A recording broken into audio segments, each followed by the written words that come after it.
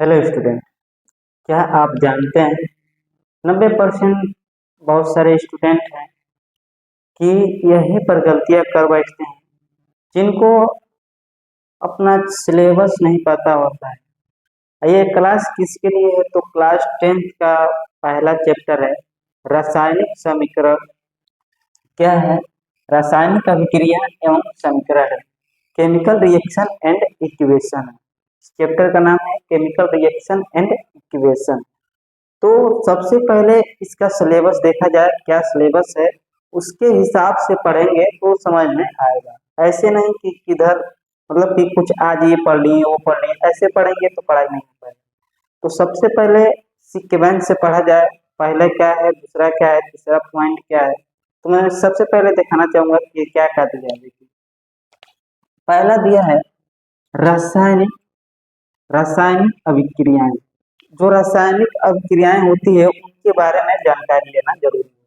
फिर दूसरा का है रासायनिक समीकरण। रासायनिक समीकरण आप लोग सभी लोग जानते हैं, जो फॉर्मूले होते हैं रासायनिक समीकरण उनको देख के जानना पड़ेगा। तो क्या है रासायनिक समीकरण? ये तीसरा का पॉइंट संतुलित रासायनिक समीकरण का तात्पर्य। क्या है संतुलित रासायनिक समीकरण का तात्पर्य? जो संतुलित क्या होता है, एक और होता है अभिकारक और एक और होता है उत्पाद। इसके बारे में बताऊंगा अगर वीडियो को शुरू से अंत तक देखेंगे तो। और तीसरा पॉइंट हो गया, चौथा पॉइंट है संतुलित रासायनिक अभिक्रियाओं के प्रकार, संयोजन अभिक्रियाएं, ये देखना है। फिर उसके बाद क्या आप लोग को देखना है, अपघटन वियोजन अभिक्रियाएं। क्या देखना है? अपघटन वियोजन अभिक्रियाएं। फिर उसके बाद देखना है पॉइंट विस्थापन अभिक्रियाएं। क्या देखना है? विस्थापन अभिक्रियाएं देखना है। फिर उसके बाद क्या देखना है बाबू? द्विविस्थापन अभिक्रियाएं देखना है। फिर उसके बाद देखना है अवक्षेपण अभिक्रियाएं। क्या देखना है? अवक्षेपण अभिक्रियाएं देख लेना है। फिर उसके बाद मैं 3 पॉइंट लेकर लिखा हूँ, उदासीनीकरण अभिक्रियाएं देखना है। फिर और देखना है अपचयन अभिक्रिया, और ये है उपचयन अभिक्रिया, ये है अपचयन अभिक्रिया। सॉरी यहाँ गलत बोल दिए, ये है क्या?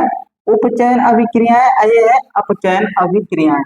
यही सिर्फ पॉइंट देखना है और उस पॉइंट के हिसाब से हम लोग लिखते चलेंगे। अगर आप लोग कॉपी और कलम लेके बैठे हैं तो उसके लिए बहुत बहुत धन्यवाद, क्योंकि अगर कॉपी कलम लेकर नहीं बैठे हैं, अगर ऐसे वीडियो देख रहे हैं तो शायद हो सकता है कि आपकी स्क्रीन पर पहली बार ये वीडियो दिखाई देता होगा, फिर दोबारा दिखाई देगा या नहीं देगा।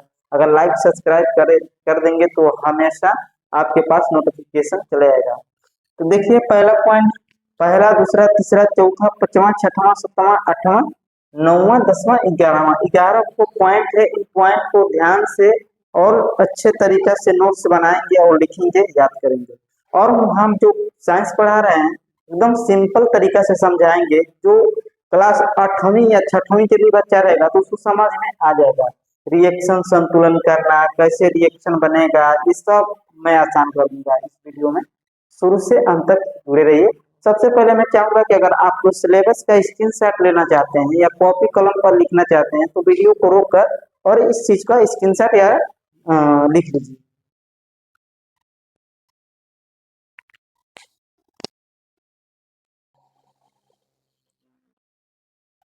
तो देखिए सबसे पहले पॉइंट क्या हम लोग का, पहला पॉइंट हम लोग का है कि प्रत्येक पदार्थ में निरंतर कुछ न कुछ परिवर्तन होता रहता है। यह परिवर्तन स्थायी, अस्थायी, उत्क्रमणीय अथवा अनुत्क्रमणीय हो सकता है। उत्क्रमणीय और अनुत्क्रमणीय किसे कहते हैं उसके बारे में हम बताएंगे। सबसे पहला पॉइंट जो है इसको लिख लीजिए। स्क्रीनशॉट लेना चाहते हैं तो स्क्रीनशॉट और कॉपी कलम लेकर बैठे हैं तो बहुत बेहतर काम है। और उदाहरण के लिए देखा जाए, उदाहरण के लिए उदाहरण हम लोग बता दिया है, बर्फ पिघलाने पर जल बन जाता है। यह ठोस अवस्था से द्रव अवस्था में परिवर्तित हो जाता है। जब हम लोग बर्फ को पिघलाएंगे तो क्या है, बर्फ जब पिघला रहा है तो बर्फ हमारा ठोस से पिघल कर लिक्विड बन जा रहा है, तो वो क्या है, द्रव है। तो यही बोल रहा है कि बर्फ पिघलाने पर जल बन जाता है, यह ठोस अवस्था से द्रव अवस्था में परिवर्तित हो जाता है। इसकी आकृति और घनत्व बदल जाता है। घनत्व बदलने से इसका आयतन बदल जाता है। यहाँ तक ठीक से जल को ठंडा करके उसके पुनः बर्फ ठोस में परिवर्तित किया जा सकता है। फिर उसके बाद क्या है, जल और बर्फ दोनों की ही रासायनिक संरचना H2O है। जल हो या बर्फ हो, दोनों का रासायनिक संरचना क्या होता है, H2O। दोनों का फार्मूला क्या होगा, H2O ही रहेगा। तो इसका दोनों का रासायनिक संरचना क्या है, H2O है। बर्फ के पिघलाने या जल के जमने में रासायनिक रूप से कोई नया पदार्थ नहीं बनता और न ही द्रव में कोई परिवर्तन होता है।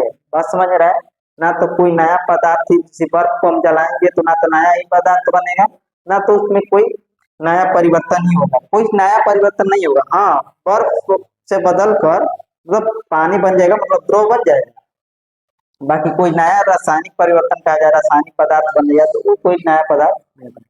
तो कहने का मतलब यही था कि बर्फ पिघलाने पर जल बन जाता है और ठोस अवस्था द्रव अवस्था में परिवर्तित हो जाता है। इसी को हम लोग क्या कहते हैं, देखिए क्या कहते हैं, यहाँ पर उत्क्रमणीय और अनुत्क्रमणीय। उत्क्रमणीय और अनुत्क्रमणीय का मतलब है जैसे बर्फ को पिघलाकर पानी बना दिया जाए और पानी को अगर ज्यादा कम डिग्री सेल्सियस पर रखा जाए तो क्या हो जाएगा, बर्फ हो जाएगा। क्या बन जाएगा, बर्फ हो जाएगा। उम्मीद करते हैं कि ये चीजें शायद समझ में आया होगा। नहीं समझ में आया तो इसको आप स्क्रीनशॉट लीजिए और इसको कॉपी पर लिख लीजिए।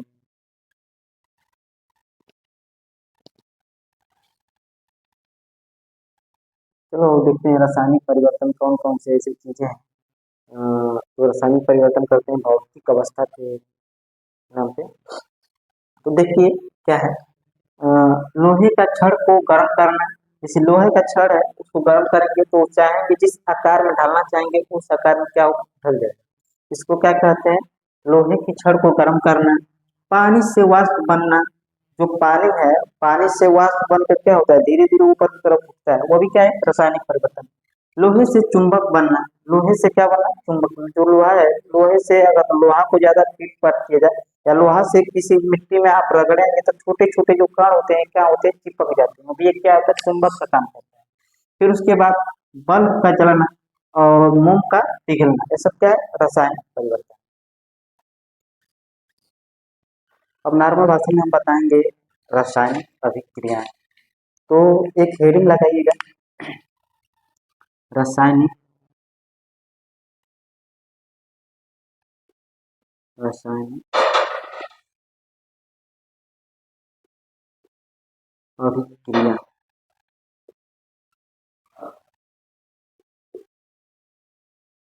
अभिक्रिया, इसको हेडिंग लगाइएगा रासायनिक अभिक्रिया। हेडिंग लगा के लिखिएगा,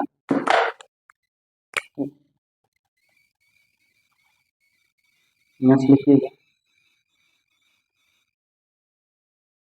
जब दो या दो से अधिक अधिक पदार्थ पदार्थ क्या है, जब दो या दो से अधिक पदार्थ के मिलने से के मिलने से क्या है, जब दो या दो से अधिक पदार्थ के मिलने से नए पदार्थ पदार्थ का निर्माण निर्माण होता है होता है उसे रासायनिक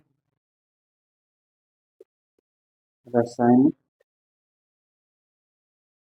अभिक्रिया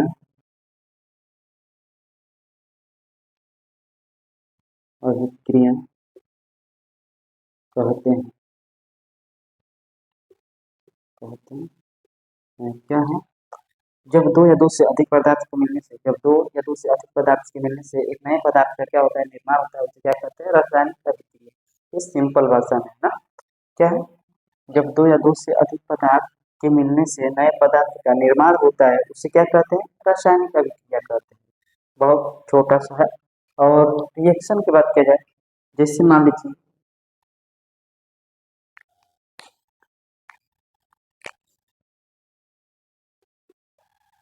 H2 plus H2 plus O2 क्या है?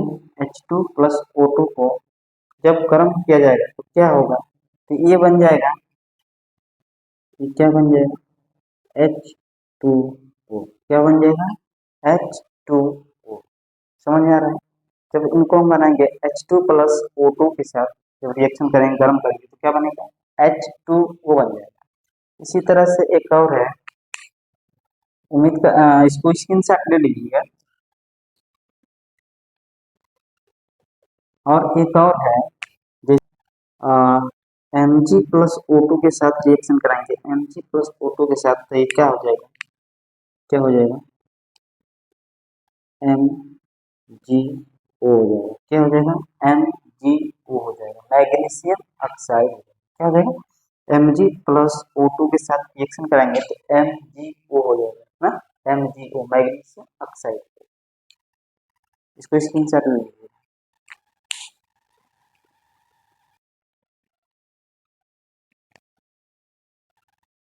तो देखिए फ्रेंड्स, जब कोई रासायनिक अभिक्रिया होती है तो उसे हम कह सकते हैं कि रासायनिक परिवर्तन हुआ है। जैसे में रासायनिक परिवर्तन क्या क्या हुआ है, देखिए अवस्था में परिवर्तन क्या है? अवस्था में परिवर्तन होती है। जैसे मान लीजिए छोटा पौधा है, वो कुछ समय बाद बड़ा हो जाएगा, उसकी भी अवस्था क्या होगी? चेंज हो जाएगी। तो अवस्था में परिवर्तन, रंगों में परिवर्तन हो जाता है, गैस का निकलना, उत्सर्जन, तापमान में परिवर्तन, ये सब क्या है? रासायनिक अभिक्रिया के परिवर्तन, रासायनिक परिवर्तन क्या है? रासायनिक परिवर्तन। इसके बाद हम अभिकारक और उत्पाद के बारे में बताएंगे, उसमें क्या होता है, उसका एक डेफिनेशन लिखेंगे, फिर उसके बाद बताएंगे आपको कौन मिलता है।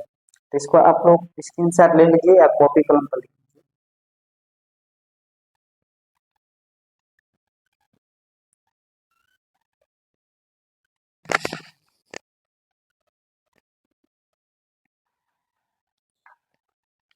चलिए देखिए बाबू, क्या है? रासायनिक अभिक्रिया में जिस पदार्थ या पदार्थों में, हाँ क्या है? रासायनिक अभिक्रिया में जिस पदार्थ या पदार्थों में रासायनिक परिवर्तन होता है, उन्हें उन्हें अभिकारक कहते हैं। क्या कहते हैं? उन्हें अभिकारक कहते हैं। क्या कह रहा है? रासायनिक अभिक्रिया में जिस पदार्थ या पदार्थों में रासायनिक परिवर्तन होता है, उन्हें अभिकारक कहते हैं। अभिक्रिया के फलस्वरूप बनने नए पदार्थ या पदार्थों का उत्पाद कहते हैं। क्या कहते हैं? नए पदार्थ या पदार्थों का उत्पाद कहते हैं। देखिए अभिकार और उत्पाद क्या रहेगा, जैसे मान लीजिए यहाँ पर हमारा है, ये नहीं चला ना, देखिए ये है Mg प्लस O2। तो जो इधर भाग है, ये वाला भाग है, इसको हम बोलेंगे अभिकारक। क्या बोलेंगे? अभिकारक। ये वाला जो भाग होता है, ये क्या होता है? अभिकारक। और इधर जो बनेगा इन पदार्थों से बन के एक नया पदार्थ, जिस नया फॉर्मूला बनेगा उसी को क्या कहेंगे? उत्पाद बनेगा। जैसे Mg प्लस O2 है तो क्या बन जाएगा सर?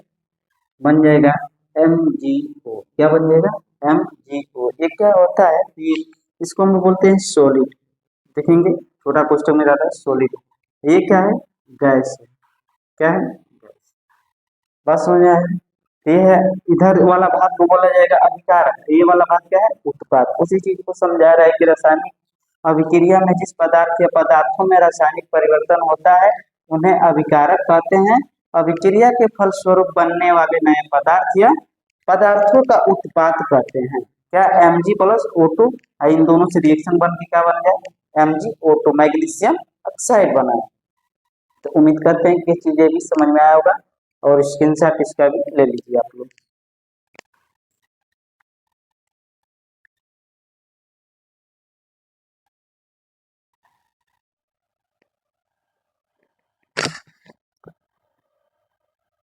तो देखिए कंकाली रासायनिक समीकरण क्या है?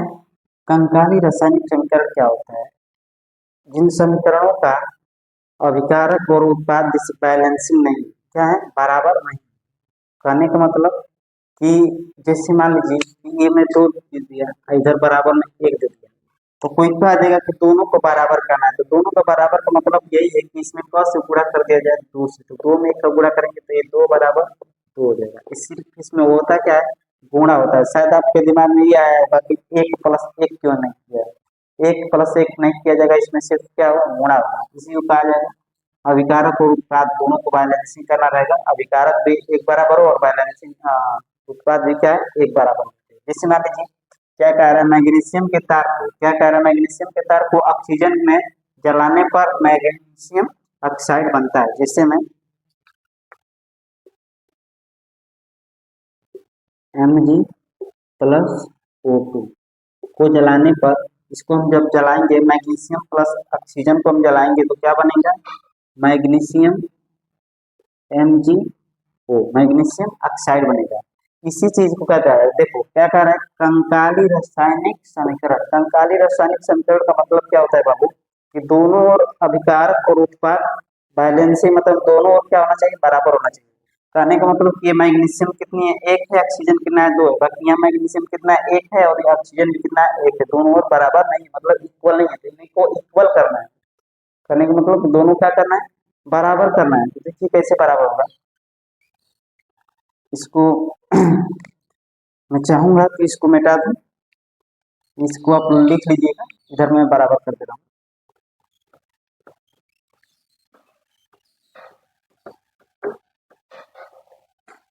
हाँ क्या था, Mg+O2 को जलाने पर क्या बन रहा था, मैग्नीशियम ऑक्साइड बन रहा था ना, तो ये बन रहा था MgO बन रहा था। इसी को बराबर करना। देखिए इधर जो है Mg है, पूरा विस्तार से बता रहे हैं। जो Mg है, Mg कितना है, Mg कुछ नहीं है, तो इसको 1 माना जाएगा। जहाँ कुछ भी नहीं लिखा रहेगा वहाँ क्या माना जाएगा, 1 माना जाएगा। ऑक्सीजन कितना है, तो ऑक्सीजन हमारा है 2 है। ऑक्सीजन कितना है, 2। इसको ऐसे कर लेना है, ये गिब्स से गिब्स बनाइए, फिर ऐसे बनाइए। Mg कितना है, तो Mg आप लोग के पास कितना है, Mg कुछ नहीं दिखाई दे रहा है ना, Mg के पास कहाँ, जैसे ये है इसमें नहीं दिखाई दे रहा है, नहीं दिखाई दे रहा है, तो क्या मानेंगे, 1 मानेंगे। ऑक्सीजन कितना है, तो ऑक्सीजन आप लोग का 1 ही है, क्योंकि ऑक्सीजन में भी कुछ नहीं दिखाई दे रहा है। बात समझ आ रहा है? तो इधर इधर और इधर झांकना पड़ेगा एक बार आपको, किधर, दोनों साइड और देखना पड़ेगा कि ये ज्यादा है, कि ये ज्यादा है, कि ये ज्यादा है, ये ज्यादा। देखिए कौन ज्यादा है कौन कम है। तो यहाँ आप लोग को दिखाई देता होगा कि इधर ऑक्सीजन 1 है और इधर ऑक्सीजन कितना है, 2 है। तो देखो इसमें 1 है ना, तो 1 में क से गुणा करेंगे 2 हो जाए, तो 2 से गुणा कराएंगे। जब 2 से गुणा कराएगा तो कंडीशन ये नहीं रहेगा कि बस इसी में गुणा होगा, इसमें भी गुणा होगा। जो एक ग्रुप में 100 में गुणा हो जाएगा, तो 2 में 1 का गुणा कराएंगे तो क्या हो जाएगा, 2 हो जाएगा। और फिर 2 में 1 का गुणा कराएंगे तो क्या हो जाएगा, 2 हो जाएगा। बात समझ में आ रहा है? उसी तरह से अब इधर मैग्नीशियम कितना हो गया, मैग्नीशियम 2 हो गया, और ऑक्सीजन कितना हो गया, 2 हो गया। इधर ऑक्सीजन कितना है, 2 है, इधर मैग्नीशियम कितना है, 1 है। इधर मैग्नीशियम आप लोग का 1 है, इधर मैग्नीशियम कितना है, 2 है। इसमें क से गुणा कराया जाए कि 2 हो जाए, तो 2 से गुणा कराएंगे तो ये भी कितना हो जाएगा, 2 हो जाएगा।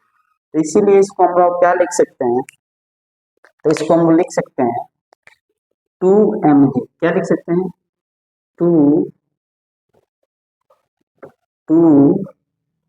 2Mg प्लस ये क्या है, O2 है, O2। इधर क्यूब्स बनाएंगे, इसमें कल से गुणा कराए थे 2 से, तो इसको लिखेंगे 2Mg। बात समझ आ रहा है? इधर Mg कितना 2, इधर ऑक्सीजन कितना 2, इधर ऑक्सीजन कितना 2, यहाँ Mg कितना 2, दोनों ओर क्या है, बराबर हो गया। इसी को बोलेंगे, इसको बोलेंगे, इस वाला भाग को बोलेंगे अभिकारक। क्या बोलेंगे, अभिकारक। बस समझ आ रहा है? इस वाला भाग को क्या बोलेंगे, ये वाला भाग जो पूरा है, पूरा जो भाग है क्या है, अभिकारक है। ये वाला भाग क्या रहेगा, उत्पाद रहेगा। इसको बोलेंगे उत्पाद। क्या बोलेंगे, उम्मीद करते हैं कि ये भी चीजें समझ में आएगा। कम से कम ये वीडियो 15 या 16 मिनट का बनेगा, फिर अगला वीडियो मैं बनाऊंगा इसी चैप्टर्स का कुछ पूरा निचोड़, फिर संतुलित करना पूरा।